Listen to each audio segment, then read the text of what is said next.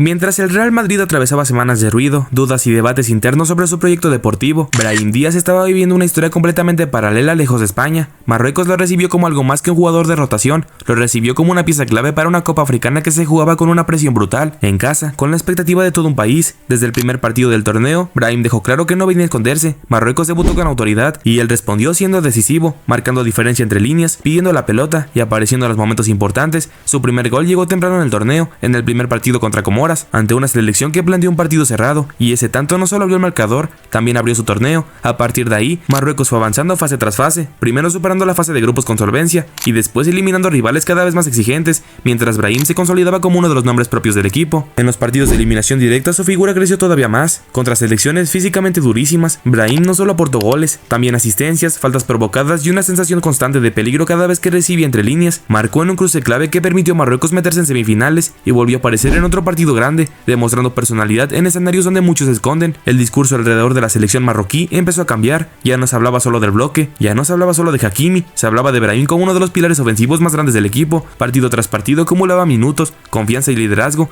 algo que en el Madrid nunca había logrado encadenar. Marruecos avanzaba, el sueño del título se hacía cada vez más real, y Brahim llegaba a la final como uno de los futbolistas más influyentes de toda la Copa Africana, con goles importantes, actuaciones sólidas y el respaldo total de su selección y de su gente. La final de la Copa Africana llegó envuelta en una tensión absoluta. Marruecos jugaba en casa, con el estadio a reventar y con una presión que se sentía incluso antes del pitido inicial. Enfrente estaba Senegal, una selección experimentada con jugadores como Sadio Mané, física, acostumbrada a estos escenarios y que sabía perfectamente cómo ganar partidos grandes. Desde el arranque fue un duelo cerrado, áspero, con pocas ocasiones. Marruecos intentaba llevar la iniciativa, y Brahim aparecía constantemente para recibir entre líneas, girar, provocar faltas y acelerar cada ataque, pero Senegal respondía con orden y dureza. No era un partido para lucirse, era un partido para sobrevivir. Con el paso de los minutos el desgaste fue evidente, cada balón dividido se jugaba como si fuera el último, y el nerviosismo se apoderó del estadio. Brahim seguía siendo uno de los más activos, bajando a recibir, intentando romper con conducciones cortas y buscando asociaciones rápidas con Hakimi, pero el gol no llegaba, el reloj avanzaba y el título parecía escaparse en pequeños detalles. Senegal comenzó a manejar mejor los tiempos, a parar el juego cuando podía y a desesperar a Marruecos. La final entró en su tramo decisivo con el marcador apretado y con la sensación de que cualquier acción podía definir todo el torneo, y entonces llegó la jugada que lo cambió todo. A ver si siente el contacto, sabe que me está agarrando. Afuera. Viene Tom, dice Miguel aquí. Mira, paso por eso. Va a invadir la cabina del monitor. Pero es penal. En los últimos minutos del partido, en una acción dentro del área senegalesa, el árbitro señaló penal a favor de Marruecos. La decisión desató por completo el caos. Los jugadores de Senegal rodearon al árbitro y durante varios minutos se negaron a reanudar el juego, alegando una injusticia absoluta. El estadio era una olla a presión, las cámaras apuntaban a todos lados y el ambiente se volvió irrespirable. Pero eso es importantísimo. Tiene que así, ¿vale? ¿Qué bendición ahí?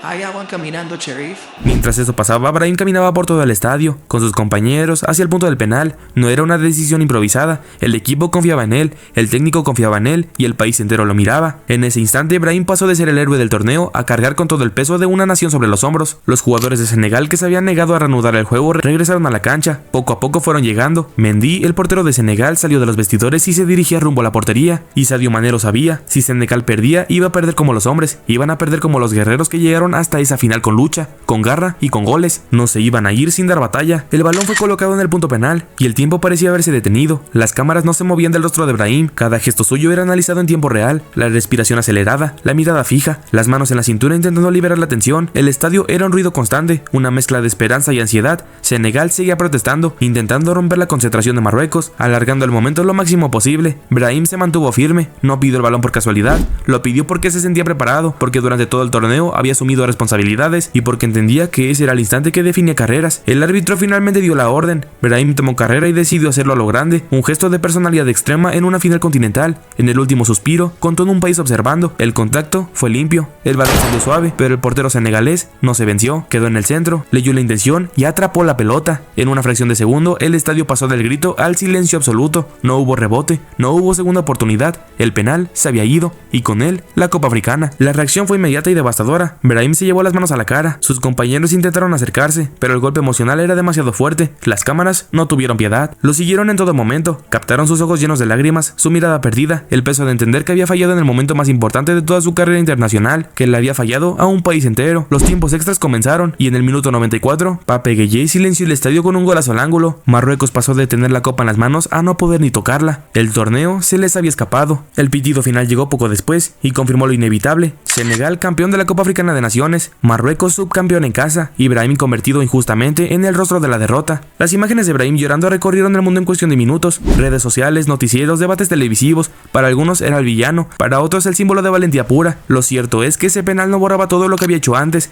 pero el fútbol no suele ser justo con los matices. En una noche histórica, Brahim pasó de ser uno de los grandes protagonistas del torneo a cargar con una de las escenas más duras que puede vivir un futbolista. Con el paso de las horas, la imagen de Brahim Díaz dejó de ser solo la del penal fallado y empezó a recuperar contexto. Marruecos no llegó a una final de Copa Africana por casualidad, y Brahim fue una de las razones principales. Fue el jugador que más desequilibrio generó en el último tercio, el que asumió la responsabilidad cautiva cuando los partidos se cerraban, y el que apareció en momentos clave para destrabar encuentros que parecían estancados. Su torneo no se define por un solo toque al balón, sino por semanas completas sosteniendo una selección que jugó con la presión de ser local y favorita. Dentro del vestuario marroquí, el discurso fue claro. Compañeros y cuerpo técnico respaldaron públicamente a Brahim, entendiendo que el penal fue una consecuencia directa de su personalidad y no de la casualidad. No cualquiera se atreve a pedir un balón en esa final, y mucho menos ejecutarlo de esa manera. Ese gesto, aunque terminó en tragedia, también confirmó algo que Marruecos ya sabía. Brahim es un jugador sobre el cual se puede construir un proyecto a largo plazo. La caída fue dura, pero no lo sacó del eje del equipo. Al contrario, lo consolidó como una figura central. A nivel mediático, la narrativa empezó a dividirse. Hubo críticas, sí, pero también un reconocimiento cada vez mayor a su crecimiento. Se habló de su madurez, de su liderazgo silencioso y de cómo con apenas 26 años había cargado con el peso ofensivo de toda una selección en un torneo continental. Para muchos analistas, esta Copa Africana fue el verdadero punto de inflexión de Brahim como un futbolista internacional, el momento en el que dejó de ser un talento del Real Madrid para convertirse en el referente creativo de Marruecos, y allí es donde la subtrama se conecta de nuevo con su futuro. Mientras el Real Madrid atravesaba dudas, rotaciones constantes y un contexto inestable, Brahim regresa a Europa con una experiencia que nos entrena. Haber vivido la gloria, la presión y la caída en el escenario más grande posible. Lo que pasó en esa final no define el final de su historia, sino el tipo de jugador que puede llegar a todavía ser, porque el fútbol muchas veces no eleva a los que nunca fallan, sino a los que saben levantarse después de caer cuando todo el mundo los está mirando. La historia de Brahim Díaz en esta Copa Africana no termina con una medalla de subcampeón y con un penal fallado, termina con una pregunta abierta: ¿qué hace un futbolista después de vivir el momento más alto y el más bajo en cuestión de minutos? Porque Brahim lo vivió todo en un solo torneo. Fue figura, fue líder, fue determinante partido tras partido y también fue el rostro de una derrota que dolió en todo Marruecos. Ese penal fallado en la final no borra que marcó goles decisivos, que asistió, que rompió defensas y que fue uno de los nombres propios del torneo. No borra que Marruecos avanzó ronda tras ronda apoyándose en su talento, ni que llegaron a una final histórica en casa con él como uno de sus pilares ofensivos. Lo que sí hace ese penal es marcar un antes y un después en su carrera, porque a partir de ahora Brahim ya sabe lo que es cargar con un país entero sobre los hombros, y eso, aunque hoy duela, puede ser exactamente lo que cambie su destino.